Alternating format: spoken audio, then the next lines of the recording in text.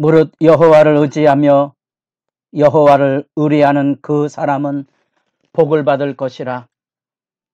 주님의 은총 아래 새벽을 깨우는 거룩한 기도자 복된 은총을 빌며 주님의 말씀으로 여러분들을 초대합니다. 오늘의 본문은 잠언 18장 13절에서 24절까지의 말씀입니다. 잠언서 18장은 특별히 공동체 사회성에 대한 그러한 기반을 주로 가지고 있습니다. 그 안에서 특별히 생명과 지혜의 언어에 집중하고 있는 내용을 그곳에서 우리가 만나보게 됩니다. 그래서 지혜로운 자와 어리석은 자의 언어 생활의 대조를 밝혀주고 사회를 지탱해가는 사법적인 정의에 그리고 그 공정성에 대한 결과가 어떠한지 마지막으로 은총의 삶과 바른 관계성을 우리에게 들려주고 있습니다. 경건생활의 중요성은 오늘 본문 말씀에 나오는 그대로 얼마나 하나님을 구하고 찾고 두드리느냐 하는 말씀입니다. 15절 말씀에 명철한 자의 마음은 지식을 얻고 지혜로운 자의 귀는 지식을 구하느니라. 이 지식과 지혜를 구하는 삶의 모습이 22절에 아내를 얻는 자는 복을 얻고 여호와께 은총을 받는 자니라. 단순히 아내를 얻었다는 말 개념이 아니고 아내를 얻는 그 지혜를 추구하는 삶이 얼마나 복된 일인가를 들려주고 있는 말씀입니다. 그래서 그 아내를 얻는다는 말은 그 동사가 가지고 있는 가장 중요한 의미가 아내를 얻는 그 지혜를 추구하는 그 마음이 복된 것을 우리에게 들려주고 있습니다. 건강한 사회를 살아가려면 개인도 건강해야 사회가 건강하지 않겠습니까? 가정이 건강해야 사회가 더 평화롭지 않겠습니까? 그 경건생활의 중요성이 바로 지혜와 지식을 추구하며 사는 거지요. 그 지혜와 지식을 추구하는 그 건강한 마음, 그것이 이제 경건생활의 모습이고, 경건한 자들이 많다는 것은 그 사회가 법적인 정의가 바로 서게 되고 건강한 사회 공동체의 아름다운 관계성들이 하나님이 기뻐하시는 선한 질서로 움직여 가기 때문에 아름답지 않겠습니까? 그 지혜의 첫 출발을 오늘 본문은 13절에서 어떻게 시작을 하는가 하니 사연을 듣기 전에 대답하는 자는 미련하여 욕을 당하느니라. 듣기도 전에 대답하는 것이 얼마나 어리석은 일인가. 바로 이렇게 남의 말을 듣지 않으려고 하는 자기 욕망과 고집에 쌓여 있는 것이 바로 교만이고 그것이 어리석음이거든요. 지혜가 있는 겸손한 삶은 남의 말을 귀담아 듣고 그에게 선한 영향력을 미침으로써 분노를 가라앉히고 다툼보다는 평화를 추구하는 아름다움을 놓아갑니다. 그런 점에서 여기 14절 말씀에 사람의 심령은 그의 병을 능히 이기려니와 심령이 상하면 그것을 누가 일으키겠느냐. 마음이 얼마나 건강한지 경건생활이 우리에게 가져다 주고 있는 실제를 잘 드러내주고 있다는 사실입니다.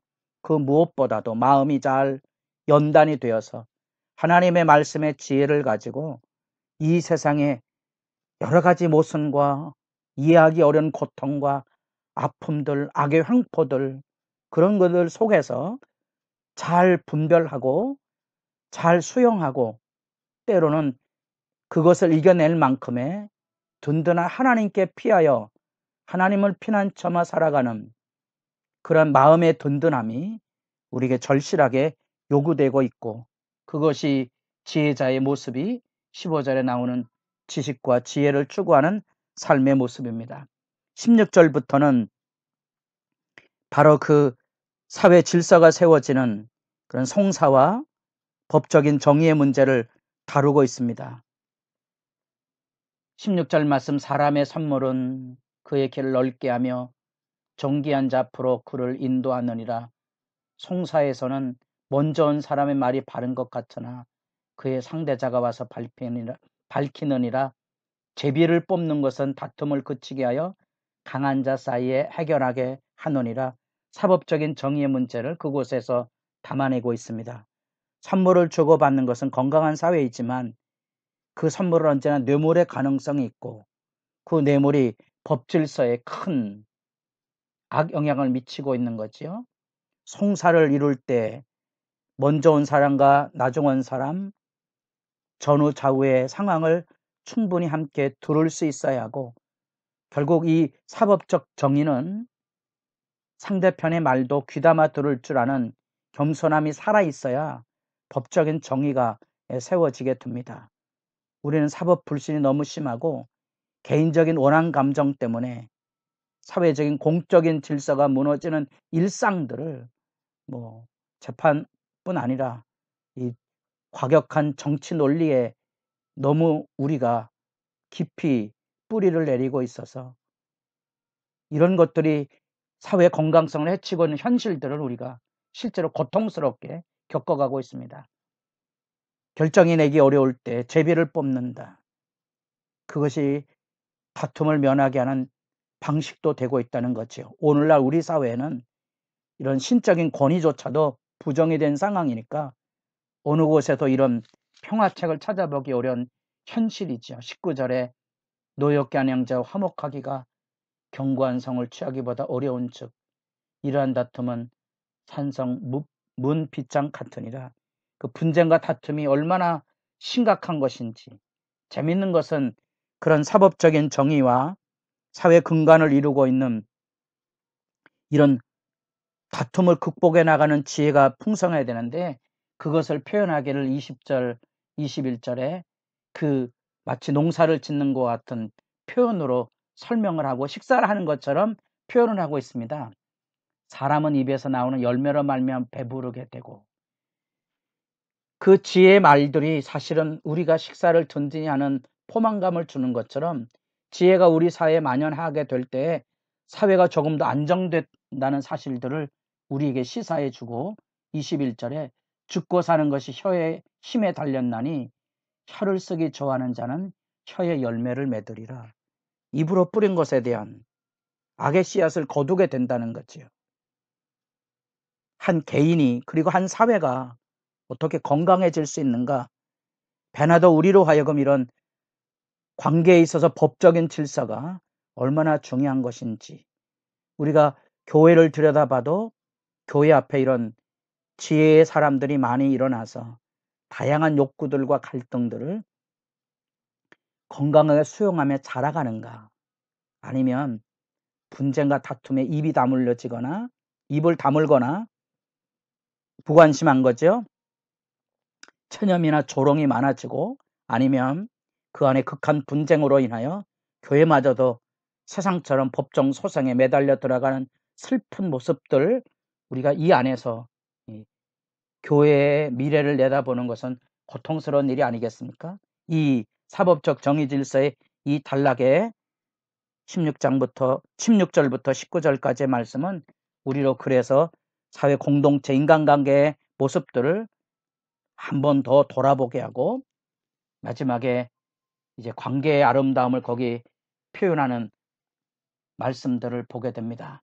아내, 23절에 가난한 자와 부한 자, 24절에 친구, 형제, 이런 관계가 나옵니다.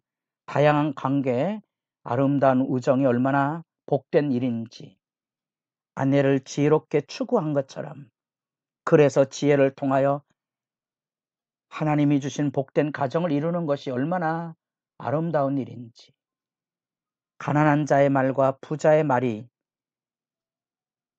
어느 온도차가 있다는 사실, 그래서 때로는 가난한 자를 돌보는 넉넉함과 부한 자라서 위세를 떠는 것과 같은 높은 자의 교만의 자리에 서지 않도록 경각심을 우리에게 일깨워주고, 친구를 통하여 많은 유익도 얻지만 해악을 얻는데, 특별히 어떤 친구는 형제보다 친밀하다고 그 안에서 진실한 벗은 가족처럼 우리에게 든든함을 가져다 주고 있는 이 다양한 관계의 우정의 말씀들, 그 안에서 우리는 기도를 배우게 됩니다.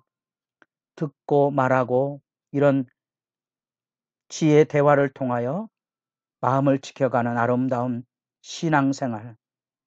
사실은 우리가 마음의 지혜 연단을 통하여 깊이 있는 사람, 상수가 흐르는 사람, 그 경건을 우리가 되짚어 보셔야 하고요. 그 마음이 연단된다는 개념을 잘 이해하십시오. 우리도 여러 가지 우여곡절을 겪지만 지혜를 통하여 우리는 점점 하나님 앞에 안정되고 복되고 뿌리 깊은 나무가 되어가는 마음이 훈련된 사람, 깊이 있는 사람의 지혜생활. 그래서 사회관계의 질서가 불법과 불화로 치달아가고 있는 그때 우리 그리스도인들이 진정한 의미의 화평한 사람이 되고 건강한 우정의 사랑의 관계성을 나누는 삶이 돼서 우리가 살아가는 사회관계망 속에 여호와의 은총의 복됨이 함께 감사와 기쁨과 사랑과 우정으로 누려지는 그 아름다움을 내다보시고 여러분 누구를 만나든지 그리스도인의 아름다운 덕목에 신앙의 향기를 가진 복 있는 삶을 사모하며 주님 앞에 엎드려 기도하는 소중한 시간 이어갈 수 있기를 바랍니다.